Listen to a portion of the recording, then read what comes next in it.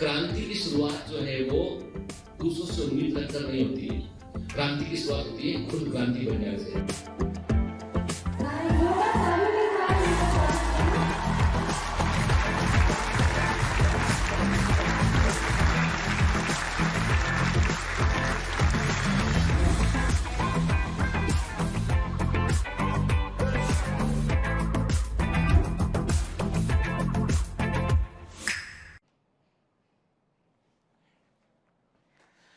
Hello commanders, welcome to Biomentors classes online. I am doctor Jitendra Singh. तो चलिए बेटा, हम पढ़ रहे हैं एनाटॉमी ऑफ फ्लावरिंग प्लांट्स। तो लेक्चर नंबर 1 देखा हमने, जहां पर हमने बात की कि मेरिस्टेम क्या होता है, उसके टाइप क्या होते हैं, ठीक है, मेरिस्टेम सेल्स की कैरेक्टरिस्टिक क्या होती है। तो मेरिस्टेम से जुड़ी हुई बातों को किया हमने देखा कि टिश्यू क्या होता है, फिजिकली लिंकिंग का क्या सिग्निफिकेंस होता है, टिश्यू में स्पेशलाइजेशन का क्या बेनिफिट होते हैं, उस पर हमने बात किया। तो उम्मीद है मुझे कि लेक्चर नंबर 1 आपको समझ में आया होगा और जितना बोर मैं सोच रहा था उतना बोर आपको नहीं लगा होगा।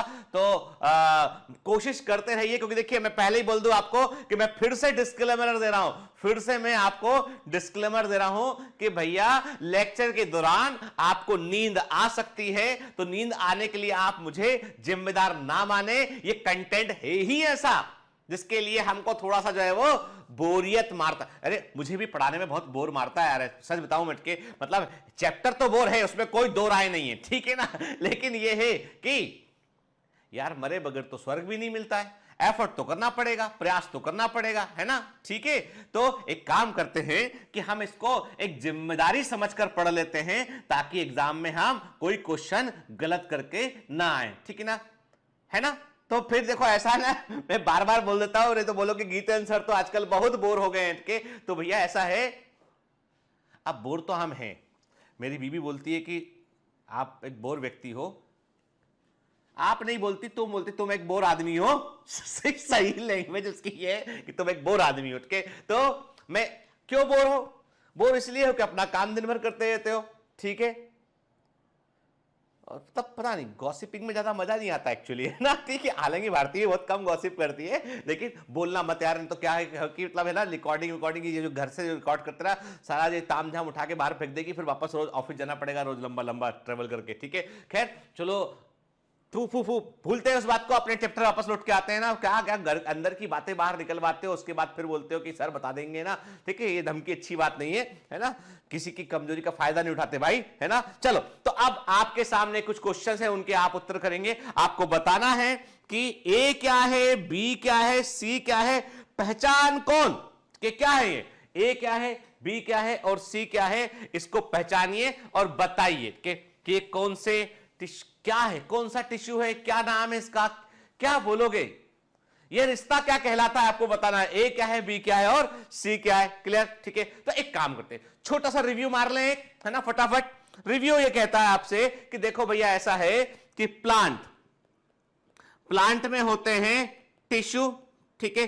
टिश्यू क्या होता है? ग्रुप ऑफ सेल्स, ठीक है, ग्रुप ऑफ सेल्स, ठीक है, जो सिमिलर इन ओरिजिन, जो सिमिलर ओरिजिन का होता है, ठीक है, स्पेशलाइज होता है, एक किसी कार्य को करने के लिए स्पेशलाइज होता है। ये प्लांट टिश्यू दो तरह के होते हैं, एक डिवाइजिबल, डिवाइड होने वाले मेरिस्टेम कहलाते हैं, दूसरे नॉन डिवाइजिबल वो कहलाते हैं परमानेंट टिश्यू कहलाते हैं, ठीक है। जो मेरिस्टेम होते हैं वो अगेन हम कहते हैं कि उनको हम लोकेशन के आधार पर बात करें तो हम बोलते हैं एपिकल मेरिस्टेम होता है, इंटरकैलरी मेरिस्टेम होता है और लेटरल मेरिस्टेम होता है। ओरिजिन एंड डेवलपमेंट के आधार पर बोले तो हम बोलते हैं pro meristem, primary meristem and secondary meristem होता है, क्लियर। फिर लेटरल मेरिस्टेम का एग्जांपल क्या होता है? कॉर्क कैम्बियम और वेस्कुलर कैम्बियम इसका एग्जांपल होता है। वेस्कुलर कैम्बियम अंदर होता है, कॉर्क कैम्बियम बाहर होता है, ठीक है ना, क्लियर।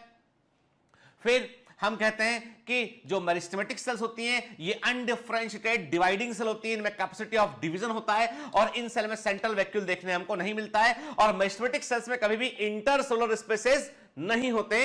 ये जो एमसीक्यू वाले क्वेश्चन है ये भी मैंने आपको रिकॉल करा दिए। तो फटाफट जब भी लेक्चर शुरू होता है पहले की चीजों को फटाफट हमें रिकॉल कर लेना चाहिए। चलिए, तो आप आते हैं हम एनसीईआरटी की इमेज पे आते हैं कि एनसीईआरटी का डायग्राम आपको जो याद रखना है, और अगली बार क्लास के पहले मैं इसकी लेवलिंग पूछूंगा आपसे, पहले ही बतला दूं कि आप सारे बच्चों को मैं बार बार बोलता हूं एक बात, पता नहीं आप सुनते हैं या नहीं सुनते हैं, मुझे पूरी उम्मीद आप सुनते होंगे, इतना रिस्पेक्ट तो करते होंगे मेरा। तो वो है कि आपको वर्क बुक जो है वो भरते जाना। आज के जितने चैप्टर आपके कवर हो गए बेटा, वो वर्क बुक आपकी जो 11th पोर्शन का एनसीईआरटी का वर्क बुक है, 12th पोर्शन का एनसीईआरटी का वर्क बुक है, जो बायोमेंटर्स ऑनलाइन के डाउनलोड सेक्शन में अवेलेबल है, वहां से आपको वर्क बुक को जरूर भरना है बेटा। क्योंकि क्या है, इससे आप सारे डायग्राम जो एनसीईआरटी के उन पे आपकी कमांड होगी और उससे आप थ्योरी को भी याद कर पाएंगे आप, ठीक है ना, क्लियर। तो ये डायग्राम हमने देखा जो मेरिस्टेम के बारे में, रूट एंड शूट के एपिकल मेरिस्टेम को ये बतला रहा है। तो याद रखिएगा लेवलिंग बड़ी इंपॉर्टेंट है कि ये लीफ प्रिमोडियम है बेटा, shoot apical meristem axillary bud होता है, डिफरेंशिएटेड वेस्कुलर टिश्यू होते हैं, रूट एपिकल मेरिस्टेम है, रूट के फेस में, ठीक है ना। फिर पिछली क्लास में हमने हिस्टोजन थ्योरी की बात की थी, तो अब आपको बताना है बेटा कि हिस्टोजन के टाइप शूट में कितने होते हैं, शूट मेरिस्टेम में कितने होते हैं, और रूट मेरिस्टेम में हिस्टोजन के टाइप कितने होते हैं, और नाम बताना है आपको, नाम और फंक्शन के, टाइप, नेम एंड फंक्शन, ठीक है। कि आपको बताना है कि हिस्टोजन जो है, हिस्टोजन थ्योरी के अकॉर्डिंग जो एपिकल मेरिस्टेम है रूट और शूट का, उसमें कितने प्रकार के हिस्टोजन होते हैं, उनके नाम क्या है और वो क्या काम करते हैं, ये भी आपको बतलाना है। थोड़ा मेहनत लगेगा, लिखो आंसर भाई, ठीक है। सब काम मैं ही करूंगा, तुमको भी कुछ काम करना पड़ेगा ना। चलो, तो अब आते हैं परमानेंट टिश्यू पे। परमानेंट टिश्यू का मतलब है कि भैया हम डिवाइड नहीं करेंगे, ठीक है, हम बन गए, अब हम स्थायी हो गए, हम डिवाइड नहीं करेंगे, चाहे हम जिंदा रहें चाहे ना जिंदा रहें। मतलब परमानेंट टिश्यू जो है, याद रखिए, meristematic tissue always living, meristematic tissue is always living, हमेशा जीवित होते हैं। परमानेंट टिश्यू जरूरी नहीं है कि हमेशा जीवित रहे, कुछ परमानेंट टिश्यू डेड भी होते हैं और कुछ लिविंग भी होते हैं, ठीक है। तो हमने क्या बोला, हमने कहा कि परमानेंट टिश्यू उन कोशिकाओं से बने होते हैं जिनमें कैपेसिटी ऑफ डिवीजन लॉस कर गया होता है, खत्म हो गया होता है। परमानेंट टिश्यू जो है वो उनको हम दो प्रकार से क्लासिफाई करते हैं, एक सिंपल टिश्यू, एक कॉम्प्लेक्स टिश्यू, जो वन टाइप ऑफ सेल से बने होंगे, होमोजीनस नेचर के होंगे, समांगी प्रकृति के होंगे, जिनकी सभी सेल्स एक समान होंगी, वो सिंपल परमानेंट टिश्यू कहलाएंगे। और जिनमें एक से अधिक प्रकार की सेल्स पाई जाएंगी, उन्हें हम कॉम्प्लेक्स परमानेंट टिश्यू बोलेंगे। उन्हें क्या बोलेंगे, उन्हें हम कॉम्प्लेक्स परमानेंट टिश्यू बोलेंगे। उनके कई साइंटिस्ट कहते हैं कि एक थर्ड टाइप का भी परमानेंट टिश्यू होता है, जिसे हम सिक्रेटरी टिश्यू बोलते हैं। तो सिक्रेटरी टिश्यू को जब एग्जामिनर सीधा आपसे एमसीक्यू पूछे ना कि थर्ड प्रकार का परमानेंट टिश्यू क्या है, तो आंसर उसका है सिक्रेटरी टिश्यू के। ये सीधा एमसीक्यू का पॉइंट है बेटा, एमसीक्यू को हमने स्टेटमेंट में कन्वर्ट किया हुआ है। तो मेरे बुद्धिमान कमांडो समझ जाओ, जब कुछ पूछेगा ना कोई आपसे कि थर्ड टाइप का परमानेंट टिश्यू क्या है, तो आंसर है सिक्रेटरी टिश्यू, ठीक है ना, क्लियर। अदरवाइज हम दो ही टाइप मानते हैं, सिंपल टिश्यू और परमानेंट टिश्यू, ठीक है। अब एनसीईआरटी वाले बाबू क्या बोलते हैं, the cells of the permanent tissue do not generally divide further, ठीक है। परमानेंट टिश्यू की कोशिका बोलती है, सेल कहती है कि हम डिवाइड नहीं करेंगे, ठीक है। Permanent tissue having all cells similar in structure and function, मतलब इसे सिंपली भाषा में बोलते हैं होमोजीनस नेचर के, क्योंकि एग्जामिनर छोटा वर्ड यूज करता है। समांगी प्रकार की सेल होंगी जो देखने में एक समान है, कार्य में एक समान है, तो वो सिंपल परमानेंट टिश्यू को बनाएंगी। और permanent tissues having many different type of cells, permanent tissues में की एक से अधिक प्रकार की डिफरेंट टाइप की सेल्स हमको देखने मिलेंगी। वो क्या बनाएगा बेटा, वो बनाएगा उसे बोलेंगे हम कॉम्प्लेक्स परमानेंट टिश्यू बोलेंगे, जिसमें एक से अधिक प्रकार की सेल होती है। जैसे कि अब कॉम्प्लेक्स परमानेंट टिश्यू बोले तो कौन, जाइलम, जाइलम में क्या है, xylem tracheids, xylem vessels, xylem parenchyma, xylem fibre.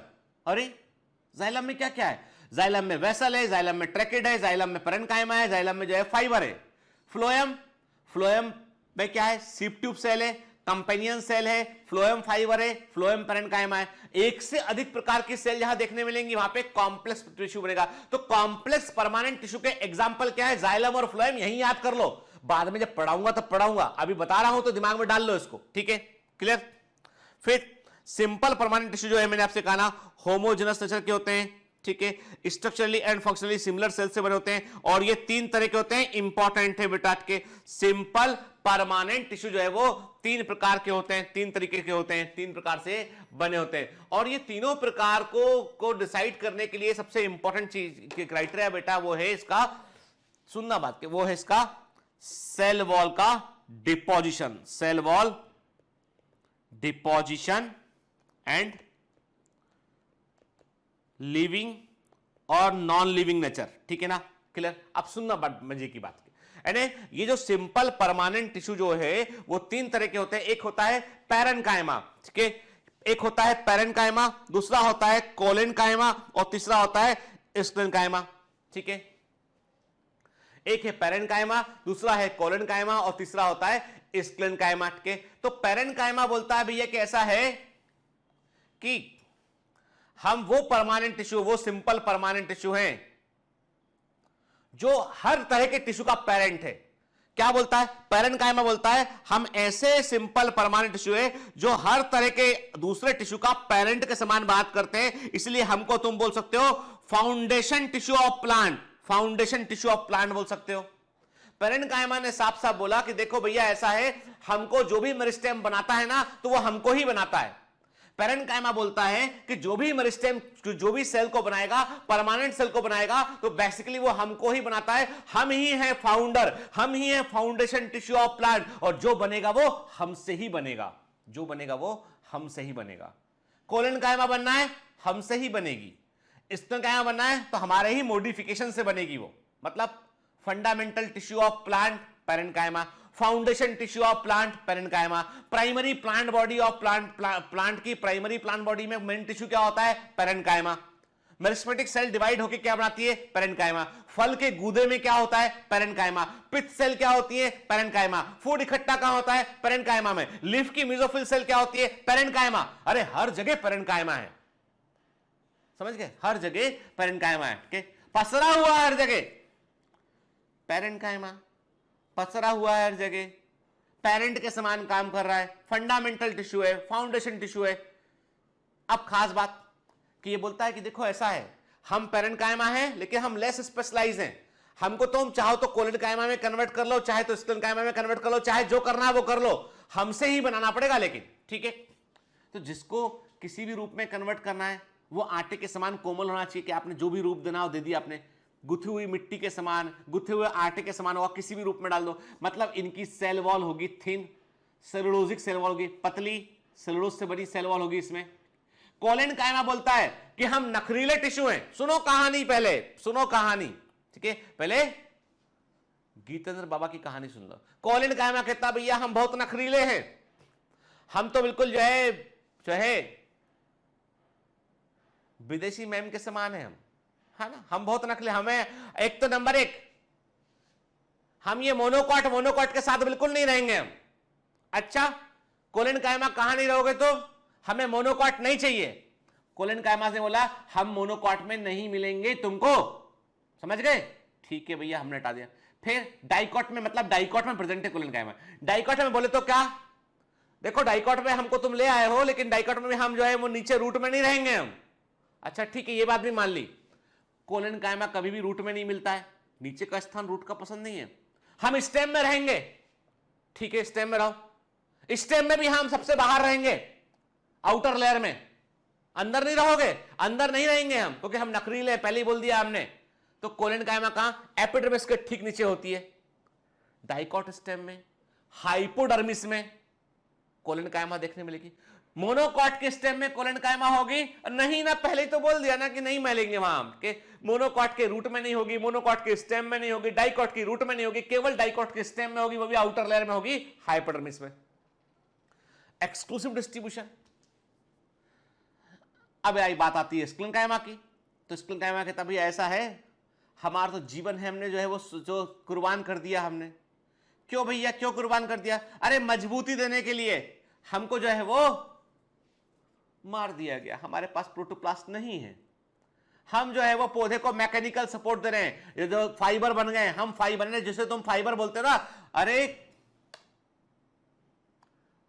बुद्धू मनुष्य, जिसको तुम कॉटन को फाइबर बोलते हो, एक्चुअली वो फाइबर है ही नहीं है। कॉटन जो है वो हेयर है, कॉटन सीड हेयर है, cotton is a seed hair. हम बोलते हैं कॉटन का फाइबर, अरे वो सीड हेयर है।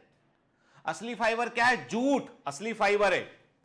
नारियल का रेशा फाइबर नहीं है, वो फ्रूट है, फ्रूट के मीजोकार्प है वो, उसको हम फाइबर बोलते हैं। नहीं, टेक्निकली फाइबर है, जूट हुआ वो फाइबर है, हेम्प हुआ वो फाइबर है। मतलब जो फाइबर है वो स्क्लेनकाइमा टिश्यू है, dead mechanical tissue of the plant, support दे रहा है ताकि प्लांट को मजबूती मिले, सॉफ्ट पार्ट की सुरक्षा कर रहा है तो ऐसी कहानी है सिंपल परमानेंट टिश्यू की। चलो अब कंटिन्यू करते हैं, अपन क्या लिखा है इसमें ना, ये तो कहानी सुनी हमने, तो चलो तो अभी हम एनसीईआरटी के इमेजेस को देख रहे हैं। देखो आप तीनों इमेज को गौर से देखिए आप, ठीक। पहला इमेज है पैरेन्काइमा का। पैरेन्काइमा सेल्स के बीच में आपको इंटरसेलुलर स्पेस देखने मिलेंगे, ठीक है, थिन सेलुलोजिक सेल वॉल देखने मिलेगी। फिर दूसरा इमेज है, बी इमेज है कोलेनकाइमा का। आप देख रहे हो कि कोलेनकाइमा में कि कॉर्नर्स में जो सेल वॉल है, यहां पे प्लांट सेल जुड़े हैं आपस में, यहां पे कॉर्नर्स में आपको extra deposition, thickened corner, extra deposition देखने मिलेगा आपको। सेलुलोज का, पैक्टिन का, हेमीसेलुलोज का एक्स्ट्रा डिपोजिशन यहां पर होगा, ठीक है। और सेल वॉल कंपैरेटिवली थिक होगी, लेकिन ये सेल वॉल चूंकि सेलुलोज से ही बनी है, हेमी सेलुलोज, सेलुलोज और पैक्टिन से ही बनी होती है, इसलिए सेकेंडरी वॉल इसको नहीं बोलते हम, प्राइमरी वॉल ही होती है, पर थिक होती है, स्पेशली एट कॉर्नर्स, ठीक है। फिर स्क्लेनकाइमा में क्या देखा हमने, कहा थिक सेल वॉल है जो लिग्निन से जमा होती है, जो लिग्निफाइड सेल वॉल है, लिग्निन नाम का chemical, lignin is a polymer of the coniferyl alcohol. Lignin की स्कैनिंग करते हैं, लिग्निन की स्टैनिंग करते हैं हम सैफरनिन स्टेन से, याद है ना, साइटोलॉजी के पॉइंट सारे, साइटोलॉजी के पॉइंट, लिग्निन की स्टेनिंग हम सैफरनिन से करते हैं। Lignin is a polymer of coniferyl alcohol के, तो लिग्निन जो है वो जमा कहां होता है, वो जमा होता है कहां पर, वो सेकेंडरी वॉल में जमा होता है यहाँ पे। तो सेकेंडरी वॉल होती है और उससे प्रोटोप्लाज्म की खत्म होता है, और ये बेसिकली डेड टिश्यू होते हैं। तो ये है पैरेन्काइमा, कोलेनकाइमा, स्क्लेनकाइमा। पहचान लेना इन लोगों को, इन तीनों के फोटो को, ठीक है, एग्जाम में आए तो, ठीक है। चलिए, सिंपल टिश्यू एनसीईआरटी लिखता है only one type of cell से बने होते हैं। Various simple tissue of plant are parenchyma, collenchyma and sclerenchyma होते हैं। चलो पहले एनसीईआरटी क्या बोल रहे हैं, अभी तो हमने कहानी सुनी पैरेन्काइमा की, अब वो कहानी लागू होती है कि नहीं होती है, कि केवल कहानी बोल के रह गया, मैं केवल कहानी बोल के रह गया, ऐसा तो नहीं है ना, ठीक है। कहानी देखो बेटा, मेरे लेक्चर में जो बातें मैं करता हूं, जो कहानी में सुनाता हूं, चैप्टर से रिलेटेड होती है या फिर जिंदगी की किताब से जुड़ी होती है, ठीक है ना, दोनों को याद रखना है आपको, भूलना नहीं आपको। Parenchyma forms the major component within the organ. मैंने कहा हर ऑर्गन में सबसे बड़ा भाग तो पैरेन्काइमा ही होता है। क्या बोल दिया हमने इसको, हम बोलेंगे एनसीईआरटी वाले बाबू, इसका मतलब क्या है, इट इज द फंडामेंटल और फाउंडेशन टिश्यू ऑफ प्लांट। बिल्कुल सही है ना। The cells of parenchyma are generally isodiametric, समव्यासी कोशिकाएं होती हैं। They may be spherical, oval, round, polygonal, elongated shape की हो सकती हैं।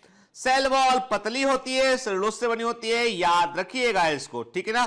दे में आइदर बी क्लोजली पैक्ड और have small intercellular spaces, close pack हो सकती है, इंटरसेलुलर स्पेस भी हो सकते हैं इसमें।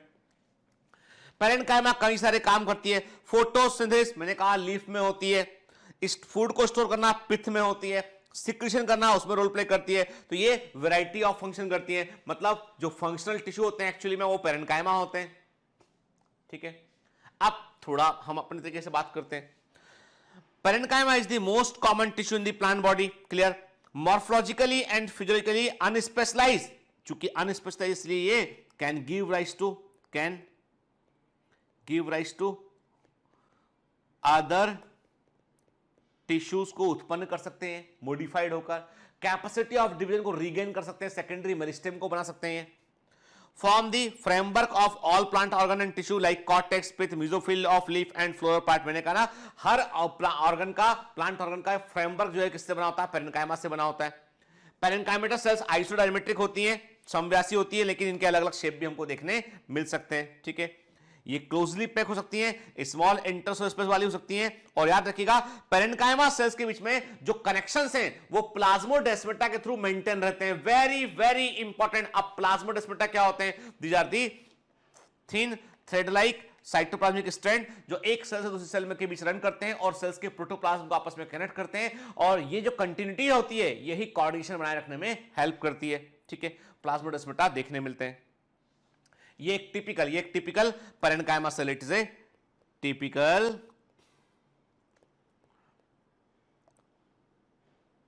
पैरेन्काइमा सेल, ठीक है ना। ये आप देख रहे हो इसमें, ये आपको वैक्यूल दिखाई पड़ रहा है इसमें ना, थिन सेलुलोइक सेल वाला वैक्यूल भी दिखाई पड़ रहा है, ठीक है।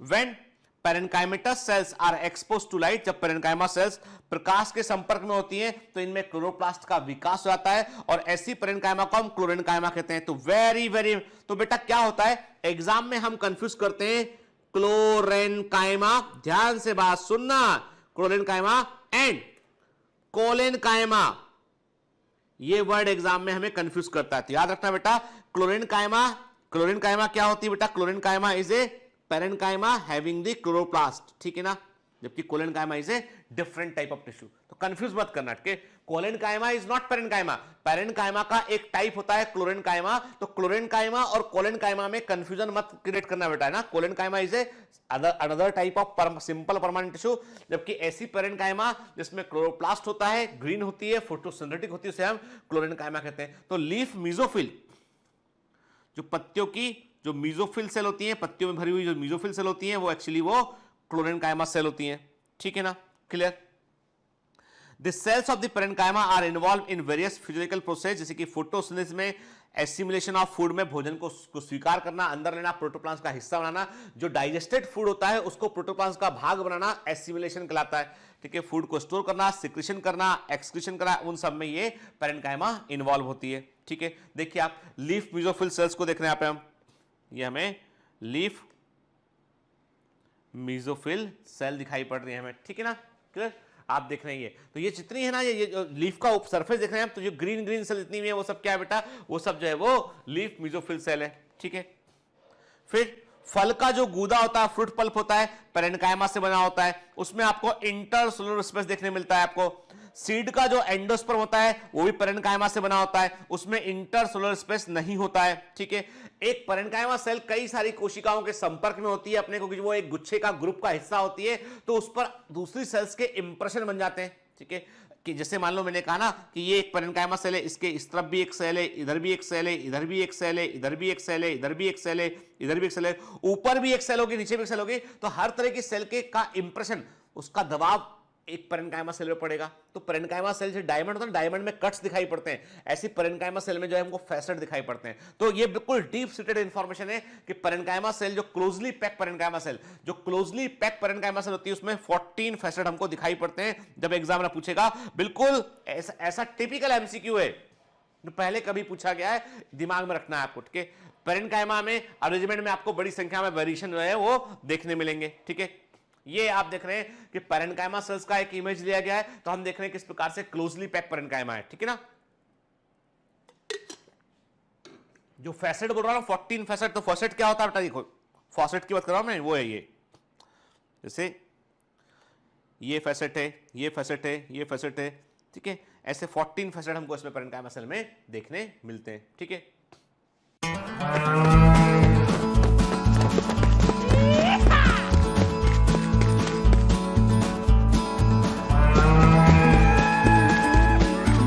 Hi, sorry to disturb you in between lecture. But it's important to inform you. You should download Biomentors app from Google Play Store.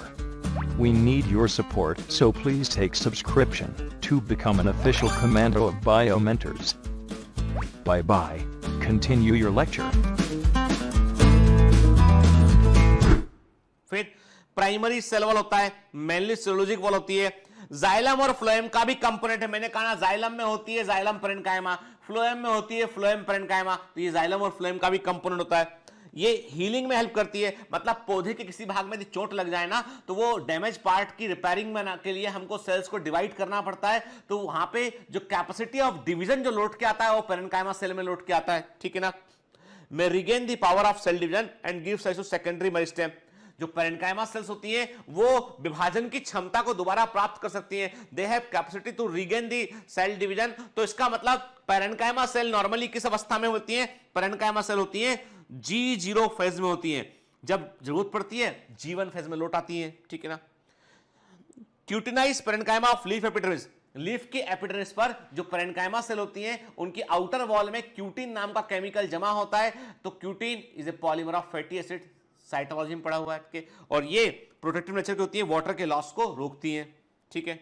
देखिए थिन प्राइमरी वॉल हमको पेरेन्काइमा में देखने मिलती है, क्लियर, ठीक है। फिर जो सक्लेंट प्लांट्स है, जो मरुस्थल में मिलेंगे आपको, मरुस्थल में मिलेंगे आपको, ठीक है। जीरोफिटिक इन्वायरमेंट बोलते हैं हम इसको, वहां मिलेंगे आपको। ऐसे पौधों में वाटर बॉडी के अंदर स्टोर रहेगा, ठीक है।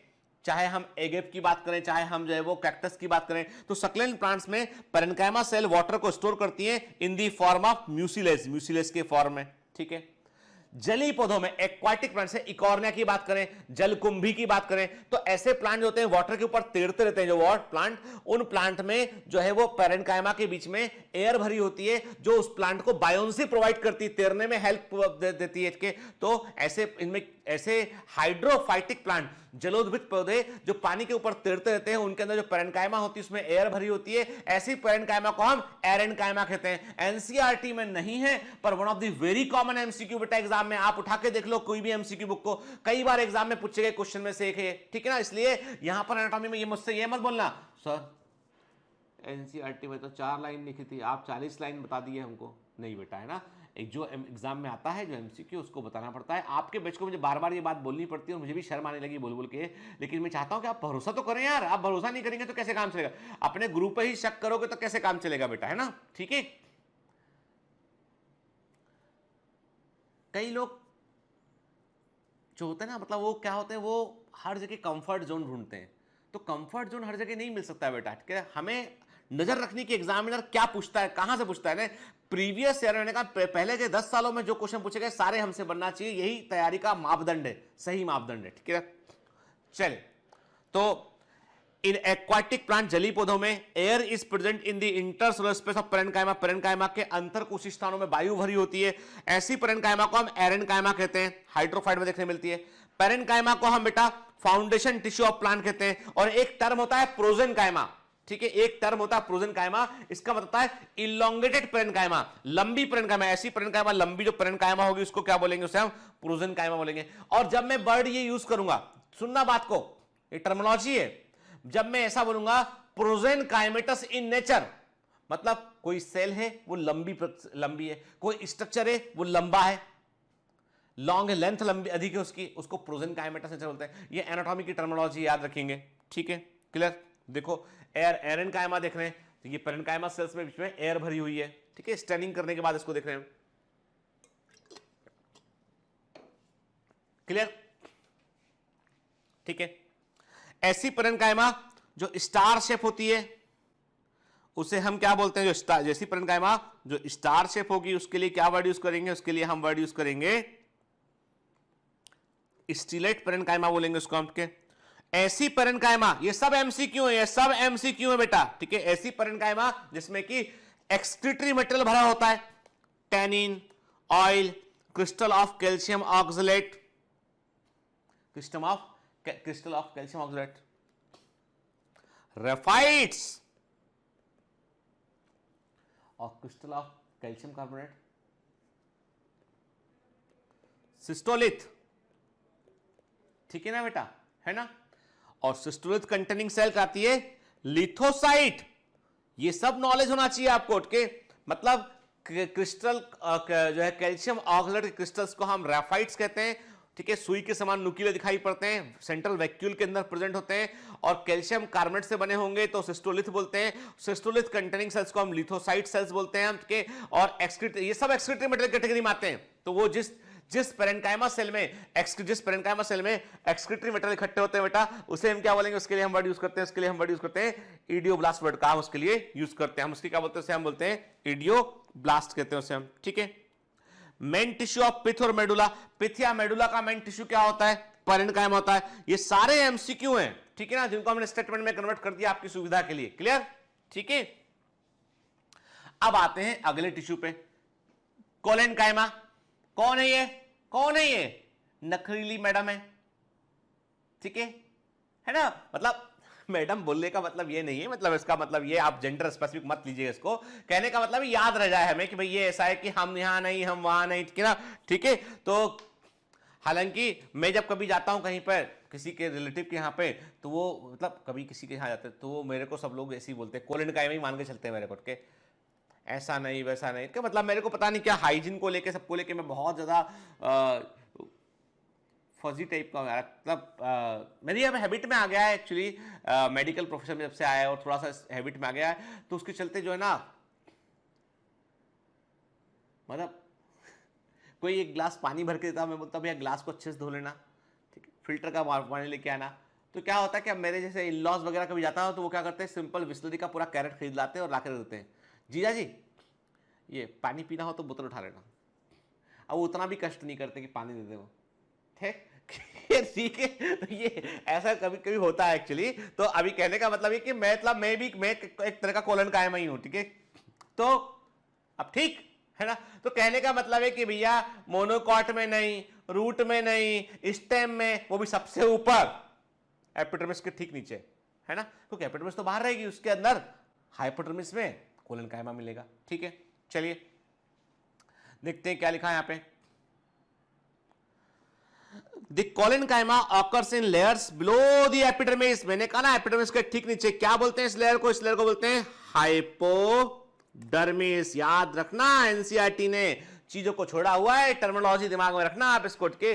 बिलो द एपिडर्मिस मतलब हाइपोडर्मिस, ठीक है, वहां देखने मिलेगा। Dicot, most of the dicot plant dicot में देखने मिलेगा, मतलब मोनोकॉट में कोलेनकाइमा, मोनोकॉट में कोलेनकाइमा नहीं होगा, रूट में कोलेनकाइमा नहीं होगा, ठीक है, केवल स्टेम में होगा, डाइकॉट का स्टेम होगा, एपिडर्मिस के ठीक नीचे होगा। It is found either as homogeneous layer in और इन पैचेस, के ये एक कंटिन्यूअस लेयर में हो सकता है या पैचेस के रूप में हो सकता है, ठीक है। It consist of cells which are much thickened at the corners due to deposition of cellulose hemicellulose pectin के। याद रखिए, मतलब कोलेनकाइमा और पेरेन्काइमा में फंडामेंटल डिफरेंस ये कि कोलेनकाइमा जो है वो यूनिक डिस्ट्रीब्यूशन की होती है और इसमें जो सेकेंडरी जो डिपोजिशन है वो प्राइमरी है ना, it is actually primary nature deposition. ये प्राथमिक प्रकृति का जमाव होता है इसके अंदर, जो सेलुलोज हेमिसेलुलोज पैक्टिन होता है, इसीलिए ये लिविंग होती है इनकी। जब भी सेकेंडरी डिपोजिशन होगा तो वो प्लाज्मोडेस्माटा को तोड़ देगा, वो सेकेंडरी डिपोजिशन होता है। सेकेंडरी डिपोजिशन किन केमिकल्स होता है? सेकेंडरी डिपोजिशन होने वाले केमिकल होते हैं लिग्निन, सुबेरिन, ये ऐसे केमिकल हैं जो सेकेंडरी डिपोजिशन करते हैं पूरी सेल में।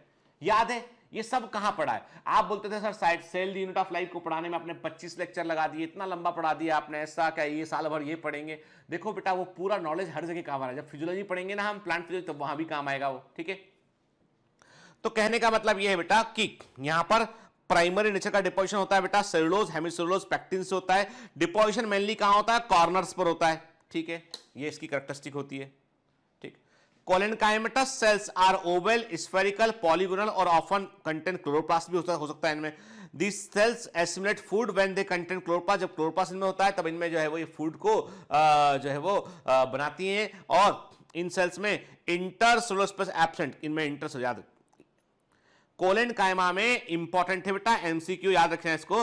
कोलेनकाइमा सेल्स में इंटरसेलुलर स्पेस नहीं होता है। क्यों नहीं होता है? अरे भाई कॉर्नर पर हेवी डिपोजिशन है, तो डिपोजिशन कहां गए? वो इंटरसेलुलर स्पेस के अंदर ही तो केमिकल डाल दिया गया है। मतलब क्या था, समझो बात को। कहने का मतलब ये सेल, ये सेल, ये सेल, ठीक है, इमेजिन करके डिपोजिशन कहां पर है? कॉर्नर में। Heavy deposition, heavy deposition, heavy deposition, heavy deposition, heavy deposition. तो बताओ मेरे को, इंटरसेलुलर स्पेस बचेगा क्या? नहीं बचेगा, क्योंकि कॉर्नर पर हैवी डिपोजिशन हो गया है, तो नो इंटरसेलुलर स्पेस, ठीक है ना। अब काम क्या है इसका? इसका काम क्या होता है देखो, समझो। एक वर्ड बार बार हम इस्तेमाल करेंगे बेटा, हम बोलेंगे मैकेनिकल टिश्यू ऑफ प्लांट। आज मेरी हैंडराइटिंग अच्छी आ रही, पता नहीं कैसे, ठीक है ना। सडनली आज मेरा हैंडराइटिंग मुझे लग रहा है अच्छा आ रहा है पहले से। तुम बोलोगे इसको अच्छा बोल रहे हो सर, ये तो, अरे यार एक डॉक्टर के यहां से तुम पढ़ पा रहे हो ना, ये इंपॉर्टेंट बात है कि नहीं है? अब तो कहने का मतलब ये कि सर हम एक वर्ड यूज करेंगे mechanical tissue of the plant. Mechanical tissue क्या होते हैं? ऐसे टिश्यू होते हैं बेटा जो सहारा होते हैं, ठीक है। सहारा नहीं, सहारा कंपनी की बात नहीं कर रहा मैं बात कर रहा हूं बूढ़े की लाठी, बुढ़ापे का सहारा, मजबूर का सहारा, पौधे के अंदर के टिश्यू का, सॉफ्ट टिश्यू का सहारा, कि भैया मजबूती देने के लिए कि पौधा सीधा खड़ा रहे, हवा चले तेज तो टूट के ना आगे बढ़ जाए, मतलब नॉर्मल झटके, नॉर्मल जो विंड वेलोसिटी को बर्दाश्त कर सके। अब तूफान चले तो बात अलग है ना भाई, ठीक है। अब कहने का मतलब है जैसे हमारे घरों, अब सुनो इसकी एनालॉजी समझो आप, जैसे हमारे घरों में इमारत बनती है, बिल्डिंग बनती है, तो क्या होता है, लोहा लगता है, लोहे के आप दीवारें देखते हैं ना, आपके दीवारें पिलर से, तो उसमें लोहे से पहले लोहे का स्ट्रक्चर बनता है, उस लोहे पर सीमेंट के पिलर बनते हैं और उसके ऊपर फिर पूरा घर हमारा तैयार होता है कि नहीं होता है। मतलब हमारे घर में भी हमारी छत है, हमारा जो दीवारें हैं, इनमें भी क्या है, लोहा है इसके अंदर और लोहे के पिलर्स हैं जिससे कि पूरा स्ट्रक्चर में सपोर्ट है, उसके ऊपर फिर लगा। तो मतलब हमारे घर को भी सहारा देने के लिए क्या है, कुछ मैकेनिकल स्ट्रक्चर लगे हुए हैं। इंपॉर्टेंट है कि नहीं हो, इंपॉर्टेंट है। वो नहीं होंगे तो ये घर खड़ा नहीं रह पाएगा। गांव में क्या होता है, गांव में लोग केवल ईंट गारे से घर बना लेते हैं, हवा चलती है, तूफान आता है तो वो घर टूट गया, बरसात में घर भी टूट जाता है, पर बड़े कंक्रीट के घर नहीं टूटते, क्योंकि मैकेनिकल सपोर्ट लगा होता है। पौधे के अंदर भी ऐसे ही है कि पौधे में भी क्या होता है, कई ऐसे टिश्यू होते हैं जो उसको सहारा देते हैं। ये दो कैटेगरी में आते हैं बेटा। सबसे पहले तो इससे समझो बात को कि जितने भी मैकेनिकल टिश्यू प्लांट के अंदर होते हैं, जितने भी मैकेनिकल टिश्यू प्लांट के अंदर होते हैं, उन सबको मिलाकर एक साथ हम बोलते हैं स्टीरोम। क्या बोलते हैं उनको हम? स्टीरोम बोलते हैं। All the mechanical tissue of the plant together known as स्टीरोम।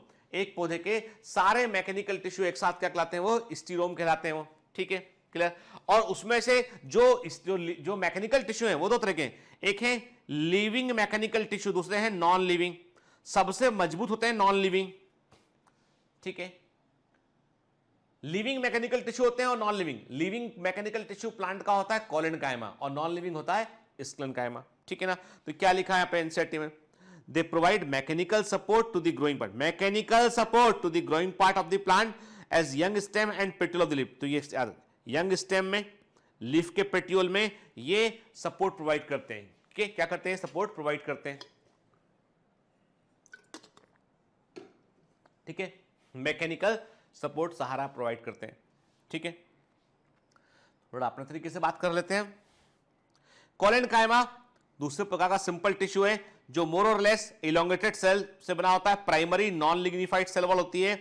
Cell wall में मोस्ट डिस्टिंक्टिव फीचर क्या होता है? ये अनइवनली थिक होती है। ये एमसीक्यू है, सेल वॉल इसकी अनइवनली थिक होती है। अनइवनली थिक का मतलब है मोर थिक एट कॉर्नर्स, किनारों पर अधिक थिक होती है, ठीक है। जो वॉल थिकनिंग प्राइमरी नेचर का होता है। सेलुलोज, हेमिसेलुलोज और pectin with a percentage of water से सेल वॉल का डिपोजिशन बनता है, ठीक है। थिकनिंग मेनली कहां होती है? कॉर्नर्स पे होती है, सेल्स के एंगल्स पे होती है, ठीक है। और इन सेल्स में वैक्यूलेटेड प्रोटोप्लास्ट देखने मिलेगा और ये विशेष रूप से हमें हाइपोडर्मिस में देखने मिलेंगी, जो एपिडर्मिस के ठीक नीचे वाली लेयर होती है। हर्बेशियस डाइकॉट, ऐसे शाकी पौधे हर्बेशियस डाइकॉट में मेनली हमको ये देखने मिलती है। और ये इफेक्टिव मैकेनिकल टिश्यू बनाती है प्लांट का, जो प्लांट को इलास्टिसिटी मतलब प्रत्यास्थता और मजबूती प्रदान करता है। अब इलास्टिसिटी का मतलब ये कि हवा चली तो पौधा झुक गया, हवा बंद हुई फिर सीधा हो गया, ये है इलास्टिसिटी, ठीक है। यदि ये रिजिड होता, ये स्ट्रक्चर इलास्टिक ना होता, रिजिड होता, तो हवा चलती तो पौधा हिलता भी नहीं। हवा चलती, resistance, plant provide more resistance, इसके जल्दी टूट जाता है, टूट सकता था, लेकिन हवा चली, प्लांट झुक गया, फिर वापस आ गया, ये है इलास्टिसिटी, ठीक है। देखिए कोलेनकाइमा देख रहे हैं यहाँ पे हम। कॉर्नर्स में आप देख रहे हैं कि सेल्स का हम एक प्रकार 3D व्यू देख रहे हैं, तो कॉर्नर्स में आप देख रहे हैं कि जो है वो एक्स्ट्रा डिपोजिशन हमको यहाँ पे हमको दिखाई दे रहा है, ठीक है।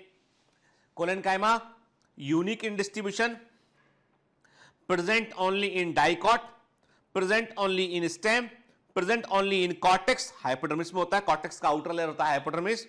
Never present in monocot, never present in root, never present in underground stem. याद रखना ये सब एमसीक्यू हैं, ठीक है, ये सब एमसीक्यू बेटा दिमाग में रखना है हमको, ये क्लियर, ठीक है।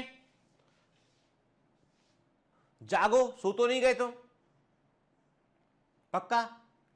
कि डिस्क्लेमर सुनते साथ ही सो गए? क्या सर ने कहा सो जाओ, मतलब सर लोरी सुना रहे हैं, अब सो जाते हैं, ठीक है। तो लोरी नहीं सुना रहा हूं मैं, पढ़ा रहा हूं, सो जाओ, सो मत, सो जाओ नहीं मतलब मत सो, कहने का मतलब मेरा ये, चलो ठीक है।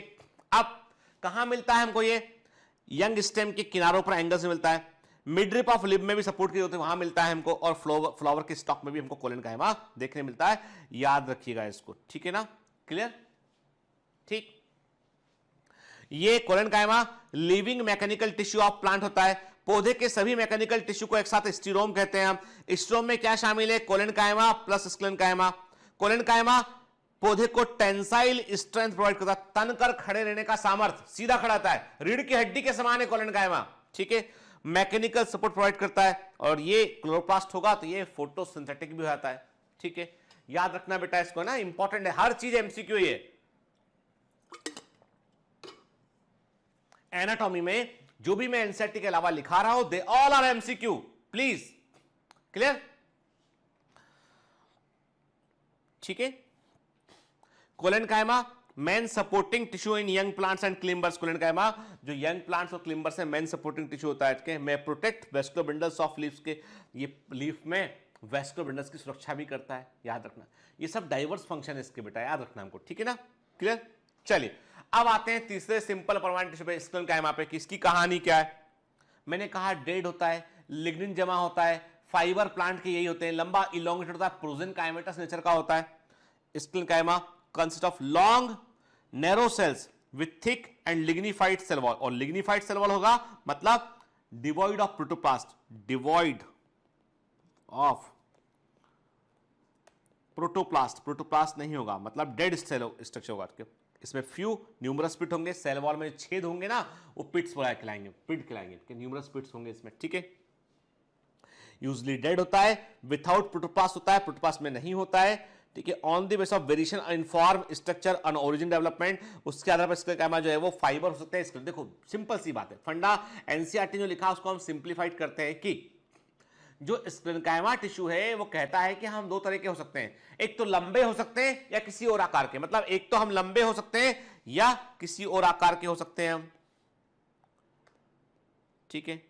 लंबे हैं तो प्रोजेनकाइमेटस नेचर के, प्रोजेन काइमेटस नेचर के हैं हम। तो मतलब कहने का है कि स्क्लेनकाइमा जो है वो दो तरह का है, प्रोजेनकाइमेटस नेचर का है तो फाइबर बोलोगे, नॉन प्रोजेनकाइमेटस है तो स्केलरिट्स बोलोगे, और स्केलरिट के लिए दूसरा वर्ड यूज करते हैं स्टोन सेल्स, इनको हम स्टोन सेल्स भी कहते हैं, मजबूत होती हैं, स्टोन सेल्स भी कहते हैं इनको, ठीक है, क्लियर। फाइबर जो होते हैं वो थिक वॉल होते हैं, इलोंगेटेड होते हैं, पॉइंटेड सेल्स होती है, न्यूक्लियस सिरे होते हैं इनके के, और ये ग्रुप में हमको देखने मिलते हैं प्लांट्स में, ठीक है। जो स्केलिड या स्टोन सेल होती हैं वो स्फेरिकल, ओवल, सिलेंड्रिकल होती हैं, हाईली थिक सेल्स होती हैं, डेड सेल होती हैं जिनमें की नैरो कैविटी होती है, और ये किसी सॉफ्ट टिश्यू को मजबूती प्रदान करती हैं, ठीक है। जैसे देखो आपने देखा है जो नाशपाती है, हम नाशपाती की बात करें हम तो नाशपाती में पियर में देखा आपने, नाशपाती के ऊपर सरफेस को टच कीजिएगा, आपको ऐसा लगेगा कुछ कुछ बारीक दाने उभरे हुए हैं, वो स्केलेट्स है, स्टोन सेल है। अच्छा ठीक, नाशपाती नहीं है घर में, चना लेके आओ जरा, काबुली चना नहीं, देसी चना, देसी चना किचन में से लेके आइए, टच करके देखिए, आंखें बंद किए टच करके देखिए, आपको लगेगा बारीक बारीक कुछ उभार निकले हुए चने पर। अरे चने की नोक को नहीं टच करना है, बाकी सरफेस को टच करना है, ठीक है। नोक को टच करना, हाँ सर उभार है एक उसमें, अरे वो तो ठीक है, सरफेस की बात कर रहा हूं, उसके इंटेगमेंट की, आप देखोगे उसमें आपको वो भी स्केलेटेड है, स्टोन सेल्स है, ठीक है ना।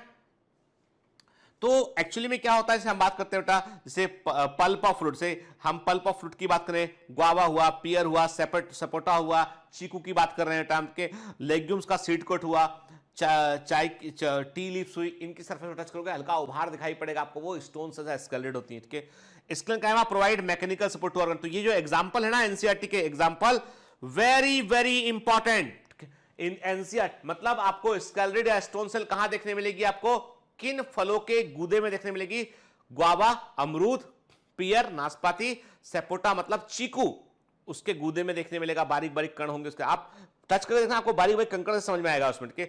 और लेग्यूमिनस प्लांट जो होते हैं उनके सीड कोट में देखने मिलेगा, चने में देखो आप, उसमें देखो के, फिर चाय की पत्ती पर आपको देखने मिलेगा, ठीक है। स्क्लेनकाइमा जो होता है वो बेसिकली प्लांट को मैकेनिकल सपोर्ट प्रोवाइड करती है, ठीक है। तो अब हम अपने तरीके से देख लेते हैं। ग्रीक वर्ड है स्केलरोस, उसका मतलब होता है हार्ड, एक ग्रीक वर्ड है स्केलरोस, उससे लिया गया वर्ड है स्क्लेनकाइमा। थिक वॉल होते हैं, लिग्निफाइड टिश्यू होते हैं, इनमें प्रोटोप्लाज्म नहीं होता है, सिंपल पिट देखने मिलते हैं, लिग्निन सेकेंडरी वॉल के रूप में डिपॉजिट होता है, लिग्निन सेकेंडरी वॉल के रूप में डिपॉजिट होता है इनमें, ठीक है। दो तरह के होते हैं, फाइबर्स और स्केलेट या स्टोन सेल्स। प्रोजेनकाइमेटस नेचर के इलोंगेटेड होते हैं फाइबर, और दूसरा कोई शेप होगा तो वो होगा स्केलेटल एस्टोन सेल का। ठीक है, देख रहे हैं आप, फाइबर दिखाई दे रहे एक तरफ आपको, एक तरफ दिखाई पड़ रही है आपको स्केलेट। आपको पता है बेटा, जब प्लांट के फाइबर को अलग अलग करते हैं तो उस टेक्निक को क्या बोलते हैं? रेटिंग ऑफ फाइबर कहते हैं। कहां पढ़ाया हुआ है? साइटोलॉजी में। रेटिंग ऑफ फाइबर कहते हैं, क्लॉस्ट्रिडियम एसिडोब्यूटाइरिकम का इस्तेमाल करते हैं। एसिड जो है वो मिडिल लेमिना गलाए जाते हैं तो फाइबर अलग अलग हो जाते हैं, है ना?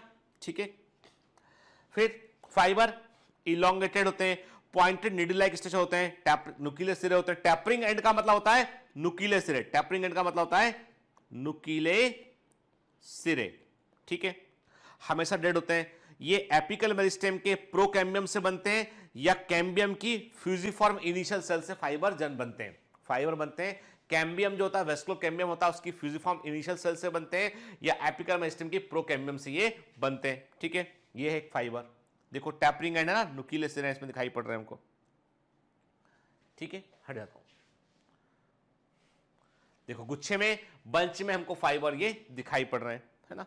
ये रेड स्टेनिंग क्यों है? रेड क्या है? अरे भाई ये है सैफ्रानिन का स्टेन है। सैफ्रानिन से आप स्टेन करोगे लिग्निफाइड फाइबर, सैफ्रानिन से स्टेन करोगे तो लिग्निफाइड फाइबर आपको दिखाई पड़ रहा है ऐसे। ठीक है, फाइबर को क्लासिफाई, अब सुनो बेटा ये इंपॉर्टेंट है। ठीक है, फाइबर को क्लासिफाई करते हैं दो ग्रुप में। ऐसे फाइबर जो जाइलम से जुड़े होते हैं उन्हें जाइलम फाइबर कहते हैं, इनको हम वुड फाइबर भी कहते हैं, इंट्राजाइलरी फाइबर भी कहते हैं, या जाइलम फाइबर कहते हैं। याद रखिए, एक तो वो फाइबर है जिनका संबंध जाइलम से होता है, उन्हें हम वुड फाइबर कहते हैं, इंट्राजाइलरी फाइबर कहते हैं। ये दो तरह के होते हैं, लिवरीफॉर्म फाइबर और फाइबर ट्रैकेट के। लिवरीफॉर्म फाइबर में सिंपल पिट होता है, थिक वॉल के होते हैं, जबकि फाइबर ट्रैकेट में बॉर्डर पिट होता है, और इसमें जो है वो बॉर्डर पिट होता है, पिट के आसपास एक बॉर्डर दिखाई पड़ेगा सेकेंडरी डिपोजिशन का, और कंपेरेटिवली थिन वॉल होती है। ठीक है, ये आपको सिर्फ दिमाग याद रखना है कि लिवरीफॉर्म फाइबर का संबंध किससे, फाइबर ट्रैकेट का संबंध किससे, इतना ही, डिटेल में हम नहीं जाएंगे। ठीक है ना? फिर जो फाइबर फ्लोएम के साथ में होते हैं उन्हें हम बास्ट फाइबर कहते हैं। तो वुड फाइबर जाइलम के साथ होते हैं, बास्ट फाइबर फ्लोएम के साथ होते हैं, एक्स्ट्रा जाइलरी फाइबर होते हैं। इनके तीन तरह के होते हैं, कॉर्टिकल फाइबर जो कॉर्टेक्स में होते हैं, पेरीवेस्कुलर फाइबर जो कि वेस्कुलर बंडल की पेरिफेरी में होते हैं, फ्लोइक फाइबर जो फ्लोएम के अंदर होते हैं। ये लंबे स्पिंडल शेप के होते हैं और इनमें सिंपल या बॉर्डर पिट हो सकती है। तो इतना आपके दिमाग में रखना है कि बास्ट फाइबर का संबंध होता है फ्लोएम से, वुड फाइबर का संबंध होता है जाइलम से। ठीक है ना? क्लियर? फिर फाइबर का फंक्शन क्या है? ये मैकेनिकल सपोर्ट प्रोवाइड करते हैं, इलास्टिसिटी को मेंटेन करते हैं, फ्लेक्सिबिलिटी प्रोवाइड करते हैं, और इकोनॉमिकली इंपॉर्टेंट होते हैं। जूट हुआ, हेम्प हुआ, these all are the economically important fiber। Hemp हुआ, सन हेम्प हुआ, सब इकोनॉमिकली इंपॉर्टेंट फाइबर होते हैं। ठीक है, स्केलेट क्या होती है? नॉन प्रोजेनकाइमेटस सेल्स, मतलब इलोंगेटेड नहीं होती हैं। ठीक है, इनमें पॉइंटेड एंड टैपरिंग एंड भी नहीं होते हैं, अलग अलग शेप की होती है, डेड सेल होती है। ठीक है, देखिए ये हम एक स्केलेट सेल को देख रहे हैं, हम स्टैंडिंग किया गया है, और उसके बाद हम एक स्केलेट सेल को जो है वो देख रहे हैं किस तरीके हमें ये दिखाई देगी। ठीक है, देखो अब यहां पे आपको जो है वो जो जहां बोलूंगा बस वो एग्जांपल याद रखना है बेटा। ठीक है, जो बोलूंगा वो एग्जांपल आपको याद रखना, बाकी छोड़ देना आप। ठीक है, देखो ब्रैकीस्केलेट जो होता है नोट करना है, स्फेरिकल और आइसोडायमेट्रिक होता है। ठीक है, तो आप चाहो तो सिंपल सा ऐसा गोला बना लो और नीचे लिख लो ब्रैकीस्केलेट। ठीक है, ब्रैकीस्केलेट लिख लो आप। ठीक है, ठीक, एग्जांपल यहां पे लिखना है आपको, फ्रूट पल्प ऑफ पियर, आप लिख लीजिए पियर या Pyrus, pear, fruit pulp of pear, sapota, fruit pulp of pear, sapota and guava. ठीक है, क्लियर? फिर मैक्रोस्केलेट, तो आप सिंपल सा ऐसा बना लीजिए इसको, कॉलमनर। मैक्रोस्केलेट एग्जांपल लिखना है, सीड कोट ऑफ लेग्यूम्स, दालों के बीज का seed coat, legumes, macrosclereids, elongated columnar. Osteosclereids, bone shape, bone shape, example लिखने की जरूरत नहीं है। ऑस्टियोस्केलेट नाम से ऐसा स्केलेट जो बोन के समान दिखाई पड़ेगा, ऑस्टियोस्केलेट। एग्जाम्पल इज नॉट इंपॉर्टेंट, नहीं आएगा एग्जाम में, छोड़ दीजिए उसको के। एस्ट्रोस्केलेट, स्टार शेप। ठीक है, स्टार शेप। ठीक है, ये एग्जांपल याद रखना है आपको, leaves of Nymphaea and leaves of Trochodendron के, निम्फिया की पत्ती में और ट्रोकोडेंड्रॉन की पत्ती में, ठीक है, याद रखिएगा। ट्राइकोस्केलिड हेयर समान होता है, ब्रांच और अनब्रांच हेयर समान होगा, ये ब्रांच और अनब्रांच हेयर समान हमको ये दिखाई देगा, ठीक है। एग्जाम्पल की जरूरत नहीं है यहां पे, ठीक है। ट्राइकोस्केलिड, ट्राई का मतलब होता है हेयर, ठीक है, ट्राइकोलॉजी मतलब हेयर का विज्ञान, ठीक है, ट्राइको मतलब हेयर लाइक के, तो ट्राइको स्केलिड हेयर लाइक होता है, क्लियर, ठीक है। अब देखो, आप देख रहे हैं पहले अलग के, आपको दिखाई पड़ रहा है बेटा, हम देख रहे हैं ब्रैकिस्केलिड देख रहे हैं हम, ठीक है। दूसरे डायग्राम में हमको दिखाई पड़ रहा है, कॉलम में हमको मैक्रोस्केलिड दिखाई पड़ रहा है, तीसरे में हम ऑस्टियोस्केलिड देख रहे हैं, चौथा देखो ये क्या है बेटा, ये ब्रैकिस्केलिड है, मैक्रोस्केलिड है, ऑस्टियोस्केलिड है, एस्ट्रोस्केलिड है और ये ट्राइकोस्केलिड है। एक्चुअल फोटोग्राफ देख रहे हैं यहां पे हम, ठीक है, ठीक। स्केलेट का फंक्शन क्या होता है, ये सॉफ्ट टिश्यू, जो प्लांट के सॉफ्ट पार्ट होते हैं, जैसे फल का गूदा हुआ, सीड कोट हुआ, सॉफ्ट पार्ट जो होते हैं, वहां पर ये स्टिफनेस, मजबूती प्रदान करती है, मैकेनिकल स्ट्रेंथ प्रोवाइड करती है। ये फ्रूट और सीड में जो सरफेस होती है, जो उनकी सरफेस होती है, उसको हार्ड टेक्सचर, जैसे बादाम देखिए, बादाम छिली हुई नहीं, बादाम पूरी जो होती है ना फल के अंदर पैक, उसके ऊपर का सरफेस भी खुरदुरा होता है, तो ये एक प्रकार से हार्ड टेक्सचर प्रोवाइड करती है, मजबूती प्रदान करने के लिए हार्ड टेक्सचर ये प्रोवाइड करती है, produce hard texture for protection of fruit and seed, ठीक है, ये स्केलिड का काम होता है, क्लियर, ठीक है। चलिए आज इतना ही करेंगे इसमें हम, उम्मीद है आपको बहुत ज्यादा बोर नहीं लगा होगा, है ना, समझ गए, बहुत मतलब यदि जाग गए हो तो अपन चलते हैं ना, बाय बाय करते हैं ना। तो बेटा पढ़ना अच्छे से, डीपीपी सॉल्व करना, मेहनत करना है इसमें। देखो ऐसा नहीं है, कोई भी चैप्टर होता है उसमें कुछ चीजें कोर होती है, आप लेक्चर के दौरान ही याद कीजिए। आप मेरे साथ, मैं बार बार बोलता हूं कि चीज को, तो आप उसको याद कीजिए मेरे साथ में, इसलिए बोलता हूं बेटा मैं, ठीक है ना। चलिए पढ़ते रहिए बेटा, मेहनत करते रहिए, ऑल द बेस्ट।